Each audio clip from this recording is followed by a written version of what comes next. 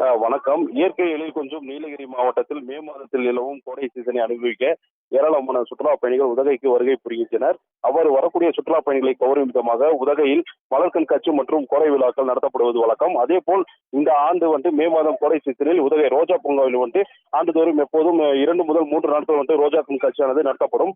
ஆனால் இந்த ஆண்டு ரோஜா பூங்காவிற்கு வரும் சுற்றுலா பயணிகளை வருகையை அதிகரிக்கவும் ரோஜா கண்காட்சியை கண்டு ரசிக்கும் வகையில் 9 நாட்களுக்கு ரோஜா கண்காட்சி நடத்த திட்டமிட்டப்பட்டு 9 லட்சம் ரோஜா மலர்களை கொண்டு வன உயிரினங்களை பாதுகாக்கும் வகையில் யானை, புலி, தமிழ்நாட்டின் மாநில விலங்கான நீலகிரி வரையாடு, மரகத புறா, காட்டெருமை உள்ளிட்ட மலர் அலங்காரங்களுடன் கடந்த 10ஆம் தேதி முதல் ரோஜா கண்காட்சியானது துவங்கி நடைபெற்று வருகிறது.